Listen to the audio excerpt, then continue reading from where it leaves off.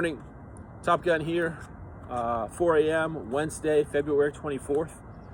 This is the world according to Top Gun, Rand's theory of sex, and the end of the Ayn Rand cult. So I'm currently reading Anne Heller's excellent biography of Ayn Rand. For those of you that have followed me, you know that it all began for me with reading Atlas Shrugged as a 19-year-old college freshman. You can learn more about my intellectual background in the world according to Top Gun. It usually begins with Ayn Rand. But Rand had a terrible theory of sex in which your attraction to the opposite sex was almost purely based on intellectual values, namely how rational somebody was. And so, especially after the publication of Atlas Shrugged in 1957 and the creation of the Nathaniel Branden Institute in its wake, it became widely believed in the objectivist movement that Ayn Rand was the most rational person in history. Therefore, every man should love Ayn Rand. Yes, every man should love Ayn Rand. Backtracking a little bit, in 1950, Ayn Rand met with a young man by the name of Nathan Blumenthal, who was a fan of her first novel, or no, not her first novel, her first best-selling novel, The Fountainhead. And they met at her ranch in Chatsworth in Southern California in March of 1950, when Nathan was 19 and Rand was 45. And over the subsequent years, their relationship developed, and they began a sexual relationship at the beginning of 1955, when Branden was 24 years old and Rand was 49. Now, this relationship became untenable for Branden as Rand grew older and the novelty wore off.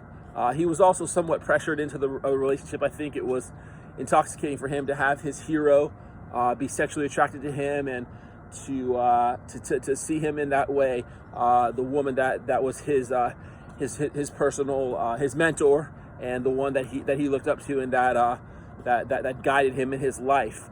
But like I said, as he got older, he lost the physical attraction to Ayn, and this became a good problem because Rand, when he would sort of obliquely mention the issue, Rand would say, this relationship is sexual or it's nothing.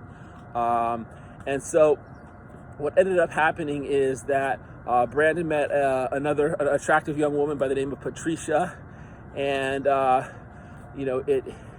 was tons of psychological conflicts for him. There was all sorts of love triangles. With Branden was married to a woman by the name of Barbara. Ayn was married to Frank O'Connor. There was lies. There was deceit. There was jealousy. There was all sorts of stuff in this supposedly purely rational world of Ayn Rand. And ultimately, Branden could not continue the physical relationship. When he came forward with this to Rand, she was devastated, hurt. She tried to justify it philosophically. She tried to put it on his immorality and his failing to live up to his values.